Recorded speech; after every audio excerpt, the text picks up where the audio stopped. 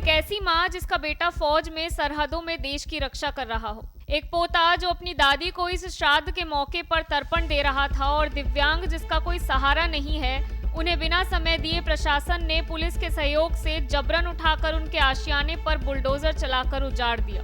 यह आरोप है हाट गांव के जल विद्युत परियोजना के उन प्रभावित परिवारों का जिन्होंने अभी तक जल विद्युत परियोजना से किसी प्रकार की धनराशि विस्थापन के लिए नहीं ली है।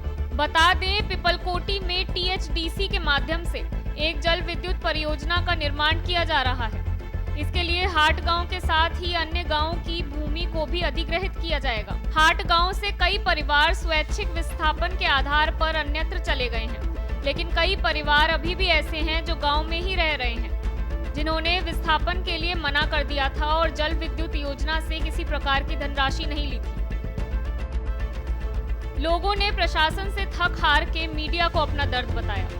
आपको बता दें, इन्हीं लोगों में शामिल है एक फौजी की 60 वर्षीय बूढ़ी माता।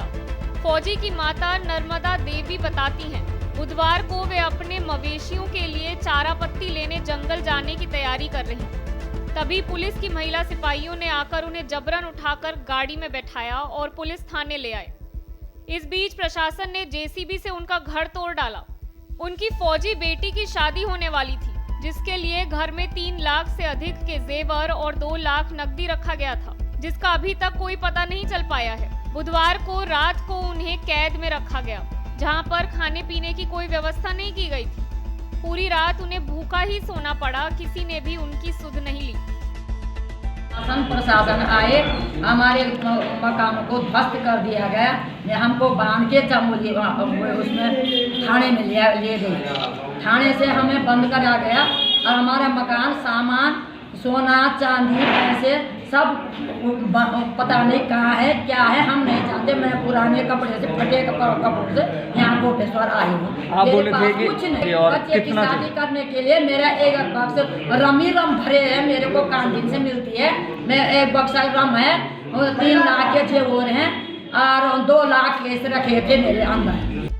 वहीं प्रभावित मुकेश रोते हुए बताते हैं, हिंदू धार्मिक परंपरा के अनुसार वे अपनी दादी का श्राद्ध करने के लिए तर्पण देने की तैयारी कर रहे थे। तभी पुलिस उन्हें और उनकी पत्नी को घर से उठाकर पुलिस थाने ले गई। उनका कहना है कि उन्हें प्रशासन ने इतना भी समय नहीं दिया कि वे अपने पितरों को तर्पण दे पाते, जिसका उन्हें आजीवन मलाल रहेगा। मेरे साथ बड़े दुर्भाग्यपूर्ण तरीके से मेरे को घसीटा गया। मेरी मिसेज को भी पाँव पकड़ के, हाथ पकड़ के ऐसे घसीटा गया पत्थरों में, और मेरे को भी, जबकि मेरी दादी की तिथ थी और मैं अपनी दादी की तिथ नहीं कर पाया। अंदर सारे प्रशासन के लोग और ये लेबर उन्होंने ऐसे भेजे दूसरे में, जो मैं नहीं कर पाया और मुझे उसका बड़ा दुख है। जो हमारे उसमें संस्कारों में है, जो श्राद्ध पक्ष आते हैं तो तिथ करना बहुत जरूरी होता है, वो मैं नहीं कर पाया। इन्होंने स्वैच्छिक विस्थापन उनको बताया था कि स्वैच्छिक विस्थापन करें, तो हम लोग, हमारी स्वेच्छा तो नहीं थी जाने की। और फिर इन्होंने जो टाइम दिया था 3 अक्टूबर तक हम समिति कमेटी बनाएंगे, उसमें जो भी निर्णय लिए जाएंगे, उसके बाद जो भी वार्ता होगी उसके बाद हम जाते या रुकते, जो भी ये बात करते, लेकिन उससे पहले ही हमको इस घटना से गुजरना पड़ा। प्रशासन से तो हमें कोई उम्मीद है नहीं, क्योंकि पूरा प्रशासन, जिला प्रशासन वहाँ पे था और उनसे हम गिड़गिड़ाते रहे कि हमको 3 दिन का टाइम दीजिए, यदि आपको हमको हटाना ही है तो हम अपने सामान को तरीके से व्यवस्थित रूप से पैक कर सकें और जहाँ पे ये व्यवस्था करते हैं वहाँ पे जाएंगे। लेकिन इन्होंने ऐसा कुछ किया नहीं। मैं गिड़गिड़ाता रहा, उसका उनको सामने सब दिख रहा है, घसीट के ले गए हैं और न मिलते मकान है, न मिलते रहने की व्यवस्थाएं हैं। गांव के दिव्यांग 65 वर्षीय गुप्ता प्रसाद, जो आंख से नहीं देख पाते और बेसहारा हैं, उन्होंने बताया कि उन्हें भी पुलिस ने जबरन उठाकर पुलिस चौकी में रखा और उनका घर तोड़ दिया। घर में 30,000 से अधिक की धनराशि एक बक्से में रखी थी, जिसका ताला टूटा पाया गया। उन्हें भी रात में टीन शेड में रखा गया, जहां खाने पीने की कोई व्यवस्था नहीं थी। कुछ नहीं, एक बक्सा भेज रखा है उस टीन शेड में, जिसमें मैं ताला लगाया था।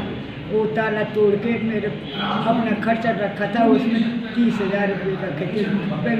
बार बार तोड़ जा रहा हूँ, इसलिए मैंने एक ही बार लेके 30,000 रखे थे। उसमें खर्चा होता रहेगा, बैठा हूँ घर में और उसमें पैसा भी नहीं, उसमें वो पैसा नहीं बचा, ताला तोड़ अब आप- मेरी जान मेरे को आप अकेले हैं? आप अकेला हूँ साहब, कोई नहीं है, कोई नहीं। वहीं ग्राम प्रधान हॉट राजेंद्र भटवालों का कहना है, ग्रामीण कंपनी के निर्माण कार्यों में हमेशा सहयोग देती रही है और हमेशा विकास के साथ खड़ी रहती है। गांव के 90% परिवारों ने विस्थापन कर लिया है, लेकिन कंपनी द्वारा स्वैच्छिक विस्थापन का विकल्प ग्रामीणों के सामने रखने के बाद वर्तमान समय में भी रह रहे हैं। वे इसी समझौते के तहत गांव में ठहरे हुए थे। इसके बावजूद भी ग्रामीणों ने प्रशासन और विधायक के बीच 3 अक्टूबर तक कुछ समझौतों पर बात की थी, लेकिन प्रशासन और कंपनी अपने इस समझौते की समय सीमा को दरकिनार करते हुए बुधवार को हाट गांव पहुंची और जोर जबरदस्ती के तरीके से आवासीय भवनों के ध्वस्तीकरण का कार्य शुरू कर दिया। उनका कहना है कि वे शासन, प्रशासन, कंपनी प्रबंधन की इस कार्रवाई का विरोध करते हैं। दुर्भाग्यपूर्ण घटना है ये। हम इस घटना की पुरजोर विरोध करते हैं, निंदा करते हैं। इस प्रकार का कृत्य किसी के साथ ना हो, किसी गांव को इस प्रकार का कृत्य न देखना पड़े।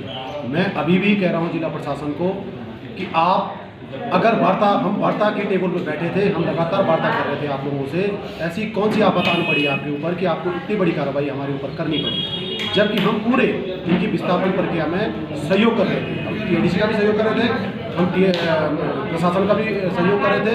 खुद जिला अधिकारी जी की मध्यस्थता में बैठक हुई थी।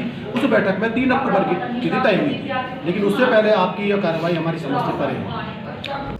हालांकि प्रशासन ने हाट गांव में जाकर बुलडोजर से आवासीय मकानों को तोड़ तो दिया, लेकिन अपने आप में कई सवाल खड़े कर गए। अब सवाल यह खड़ा होता है कि जब स्थानीय विधायक, जल प्रतिनिधि और जिला अधिकारी की मौजूदगी में 3 अक्टूबर तक का समय ग्रामीणों को दिया गया था, तो किस आधार पर प्रशासन के द्वारा कार्रवाई की गई?